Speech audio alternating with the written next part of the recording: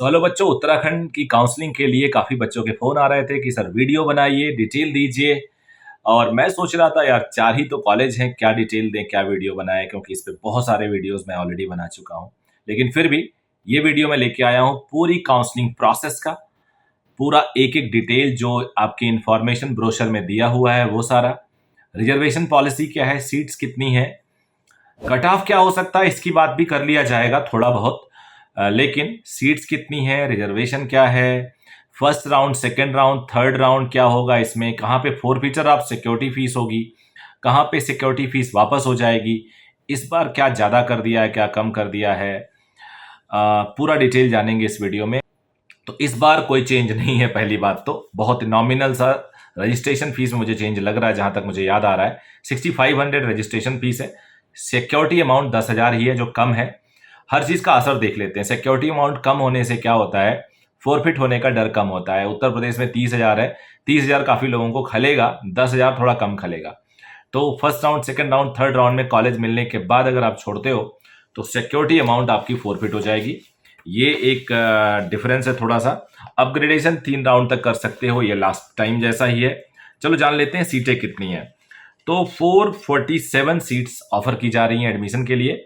106 offer की जा रही हैं स्टेट कोटा में हल्द्वानी में, और श्रीनगर गढ़वाल में 128, दून में 128 और अल्मोड़ा में 85, 15% ले जाने के बाद।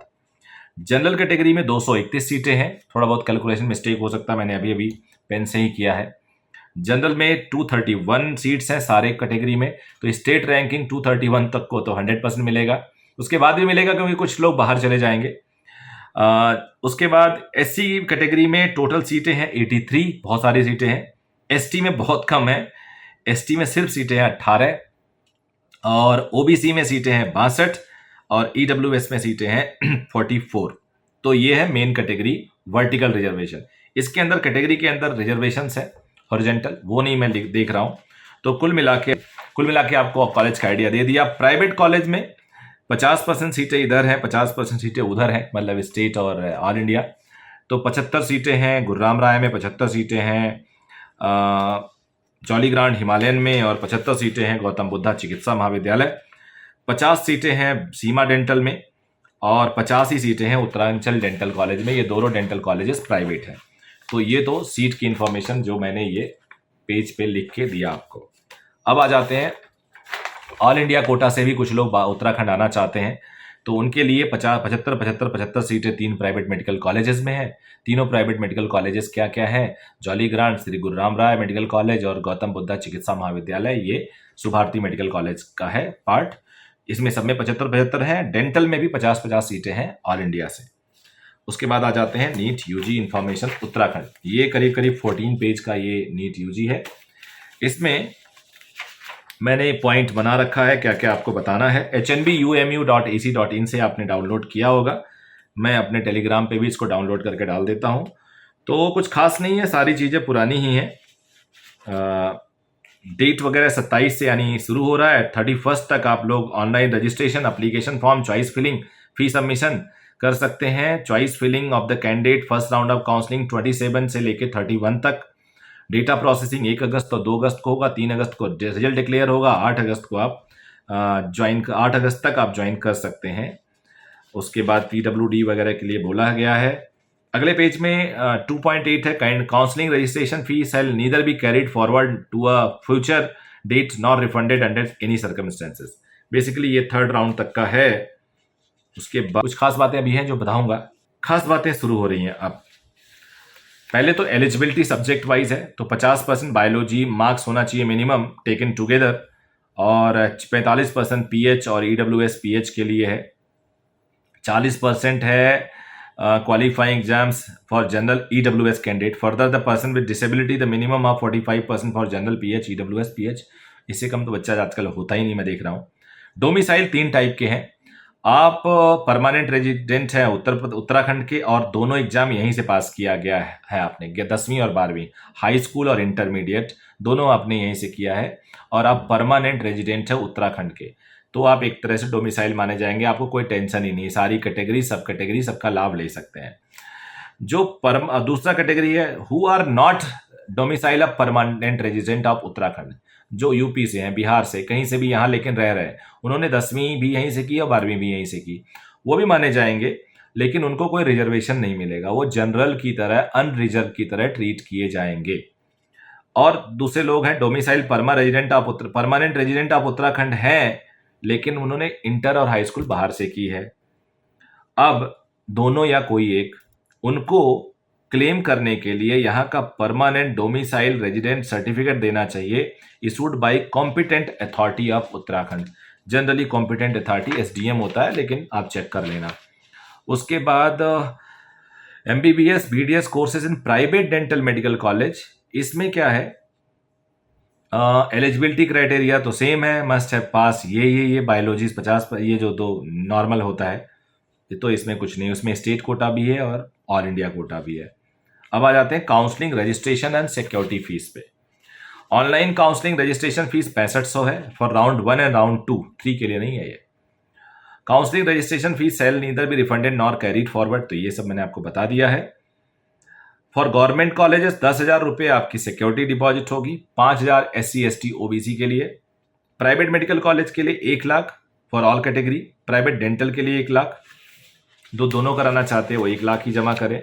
उसके बाद एक चार्ट दिया हुआ है, चार्ट में कुछ खास नहीं दिया हुआ है, नॉर्मल सी बातें हैं, तो उन्होंने जो बातें पहले हैं उसी को चार्ट के रूप में कर दिया है, तो उसके लिए कुछ खास आपको बताने की मुझे ज़रूरत नहीं है। मैं बताना चाहूँगा DPW defence personnel ward. Defence personnel ward basically the reservation will be applicable, ये पेज नंबर तो इन्होंने नहीं दिया, 5.10 पे पॉइंट है ये।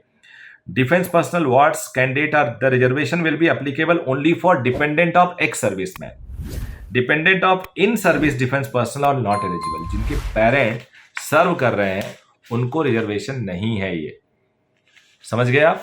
अब आ जाते हैं ओबीसी सर्टिफिकेट का भी कुछ पंगा है।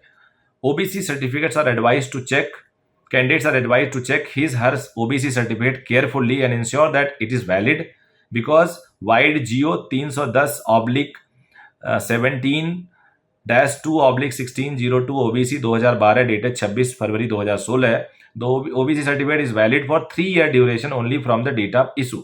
The OBC certificate should be valid up to the last date of admission for the session 23-21 लिखा हुआ है यार, 23-24 होना चाहिए, or at the time of particular round of counseling and admission in the concerned college institute. Claim of candidate for reservation with invalid OBC certificate will be summarily rejected during the counseling. Okay.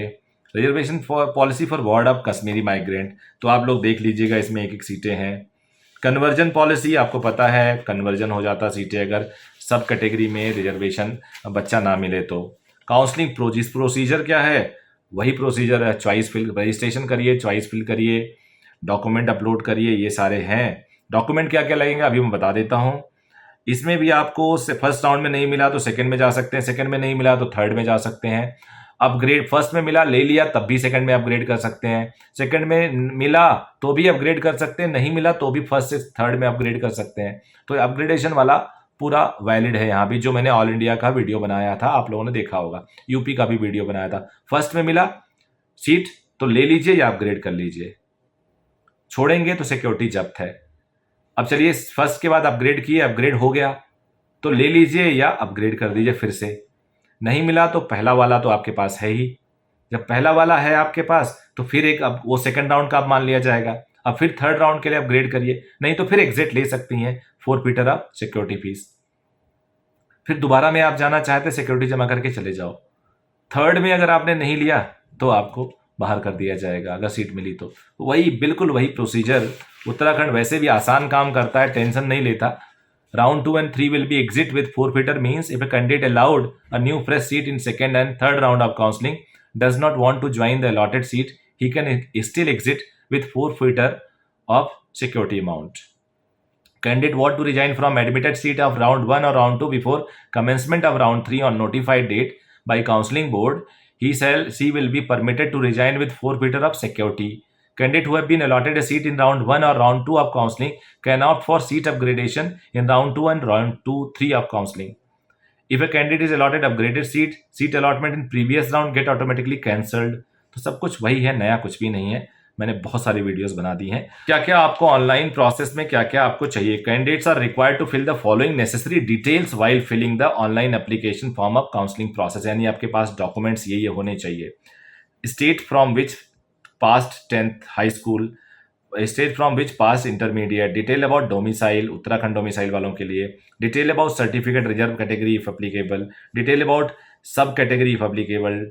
Following category of certificate are to be submitted through official email ukneetcounseling@gmail.com, PWD और Word of Kashmiri Migrant। Admission process में क्या क्या आपको document लगेगा वो जान लीजिए। Copy of allotment letter लगेगा पहला, proof of payment of centralize advance tuition fees लगेगा, proof of payment of centralize advance tuition fees, centralize registration और एडमिशन लगेगा, और आपने उस टाइम अगर जो पेमेंट किया कॉलेज के टाइम में वो लगेगा एडमिशन के टाइम में। After the candidate should report personally to the allotted college. जब बंदा अलॉटेड कॉलेज जाएगा तो उसे क्या क्या डॉक्यूमेंट लेके जाना होगा। Allotment letter, proof of payment of tuition fees जो आपने पे किया, हाई स्कूल का certificate for age proof, intermediate certificate, intermediate का मार्कशीट। अब यहाँ भी कंफ्यूजन होता है, कुछ कुछ बोर्ड सीबीएसई मार्कशीट और सर्टिफिकेट एक ही देता है तो एक ही ले जाना। नीट का एडमिट कार्ड एनटीए ने जो इशू किया, 23 का रिजल्ट जो एनटीए ने इशू किया, सर्टिफिकेट ऑफ रिजर्व कैटेगरी अगर अप्लीकेबल है, सर्टिफिकेट ऑफ सब कैटेगरी अगर अप्लीकेबल है, PWD certificate issued by special medical board constituted by director general of medical health and family welfare Uttarakhand, certificate required for ward of Kashmiri migrant, domicile certificate, valid ID proof Aadhaar, passport, PAN, other document as per the requirement of the concern college, remaining amount bank draft जो बचा हुआ पैसा अगर है तो bank draft उसका ये होगा। कॉलेज डिटेल सारा कुछ दिया गया है आपको, प्राइवेट है गवर्नमेंट है। College fees structure, college wise fees being uploaded separately on counselling website. तो ये फीस स्ट्रक्चर मैं देख लेता हूँ, अगर वेबसाइट पे है तो मैं अभी दे देता हूँ, नहीं तो फिर मैं इसका अलग से आपको टेलीग्राम चैनल पे अपने दे दूंगा। वाइस फिलिंग की तो पहले और दूसरे कॉलेज के बारे में आप डिसाइड करिए कि आप दून को पहला लिखना चाहते हैं या हल्द्वानी को। और तीसरा चॉइस श्रीनगर ऑब्वियस है, और चौथा चॉइस आपका अल्मोड़ा ऑब्वियस है। फर्स्ट में दून या हल्द्वानी आपकी चॉइस, सेकंड में दून या हल्द्वानी आपकी चॉइस। जो फर्स्ट में उसके बाद सेकंड कर देना कोई एक, फर्स्ट सेकंड में ये दोनों हो जाएंगे, तीसरा आपका श्रीनगर और चौथा हल्द्वानी, चौथा अल्मोड़ा। अब सुनिए, अब आपकी रैंक बहुत नीचे है। मैंने एक पेरेंट से बोला कि आप पहला दून रखिए, तो उन्होंने बोला कि वो तो मिलेगा नहीं तो अल्मोड़ा रख देते हैं। ऐसा नहीं होता कि किसने अल्मोड़ा मांगा उसको दे दो, किसने दून मांगा उसको दे दो, किसने मांगा श्रीनगर, हमारे पास श्रीनगर है, जिसकी जिसकी पहली चॉइस है उसको श्रीनगर दो। सबने अल्मोड़ा पहला चॉइस रख दिया तो ऐसा नहीं होता कि अल्मोड़ा बचा है अब देखो किसने पहला चॉइस में अल्मोड़ा रखा है, ऐसा नहीं होता। हमेशा रैंक वाइज दी जाती है, एक रैंक को पिक किया जाता है टॉप को, उसके पहला ऑप्शन देखा जाता है अवेलेबल है दे दो, नहीं अवेलेबल है दूसरा देखा जाता है, तीसरा देखा जाता है, चौथा देखा जाता है, चार ही तो है यहाँ पे। तो यहाँ पे सारे ऑप्शन आपके ऊपर वाले रैंक को देखा जाएगा, फिर अगले वाले रैंक को, फिर अगले वाले रैंक को, इस तरह से देखा जाता है। कट ऑफ पे मैं अभी भी वही उसी पास हूँ कि 590-95 के आसपास हो सकता है। पहले जब मेरिट आ जाएगी तो एकदम क्लियर हो जाएगा, तो आप प्लीज़ बहुत ज़्यादा टेंशन मत लो काउंसलिंग को लेके, मेरिट लिस्ट आने दीजिए, काफ़ी हद तक क्लियर हो जाएगा, और ज़्यादा दिन है नहीं। ऑल द वेरी बेस्ट सभी लोगों को, और आप लोग खुद मुझे बताना क्या आपके हिसाब से कट ऑफ आ सकता है।